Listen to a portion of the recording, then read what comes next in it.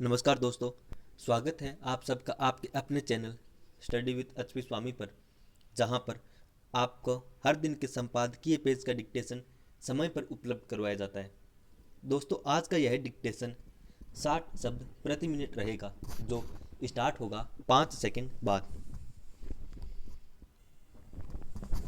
Start. Bharat के पड़ोसी नेपाल में संसद भंग करने के बाद सियासी उथल पुथल मची हुई है। प्रधानमंत्री केपी शर्मा ओली ने संसद ऐसे समय भंग करने का फैसला किया जब उनके कार्यकाल के 3 साल भी पूरे नहीं हुए थे। इस फैसले का उनकी नेपाल कम्युनिस्ट पार्टी के भीतर बाहर कड़ा विरोध हो रहा है। फैसले को सुप्रीम कोर्ट में चुनौती दी गई है।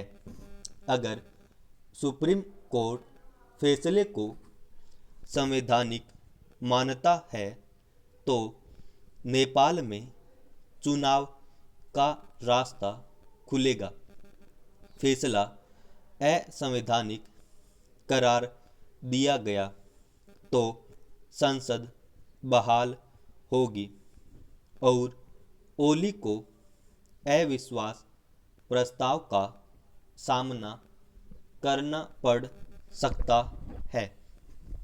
फिलहाल संसद भंग करने के बाद सत्ताधारी नेपाली कम्युनिस्ट पार्टी पूर्व प्रधानमंत्री पुष्प कमल दहाल प्रचंड और केपी शर्मा ओली के गुटों में बट गई है।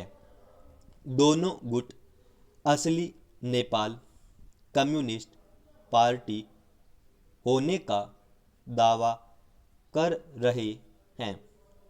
उन्होंने चुनाव आयोग के समक्ष पार्टी पर अपने अपने नियंत्रण का दावा भी किया है। प्रचंड गुट संसद भंग करने के खिलाफ 29 दिसंबर से देशव्यापी प्रदर्शन की घोषणा कर चुका है। ओली को अपने इशारों पर नचा रहे चीन को नेपाल के सियासी घटनाक्रम से तगड़ा झटका लगा है। उसने उच्च स्तरीय प्रतिनिधि मंडल काठमांडू भेजा है, जो नेपाल की सियासत पर अपनी पकड़ बनाने की कोशिश करेगा। वह ओली को बेदखल कर प्रचंड को हुकूमत सौंपना चाहता है ताकि हिमालय क्षेत्र में अपना दबदबा कायम कर सके। चीन ने नेपाल में बड़े पैमाने पर निवेश कर रखा है। वह भारत के साथ प्रतिस्पर्धा कर रहा है। इस वजह से भी नेपाल में उसकी दिलचस्पी बढ़ती जा रही है। नेपाल की जनता संसद भंग करने से खुश नहीं है। वहाँ के आम लोगों को लगता है कि प्रचंड और ओली सत्ता के लिए आपस में लड़कर कम्युनिस्ट पार्टी को कमज़ोर कर रहे हैं।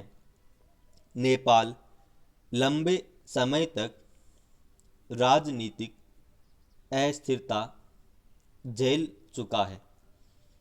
उसे 2008 में राजशाही के खात्मे के बाद भी इस अस्थिरता से पूरी तरह छुटकारा नहीं मिला है।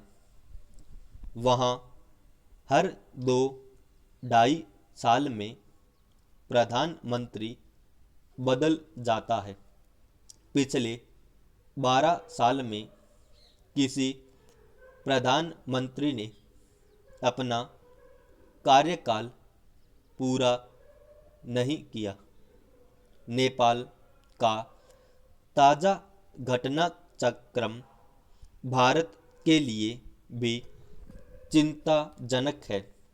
सीमा के मुद्दे को लेकर तनाव के करीब 1 साल बाद भारत और नेपाल की नज़दीकी अक्टूबर में फिर बढ़ी, जब सेना प्रमुख जनरल मनोज मुकुंद नरवणे और विदेश सचिव हर्षवर्धन श्रृंगला ने नेपाल का दौरा किया।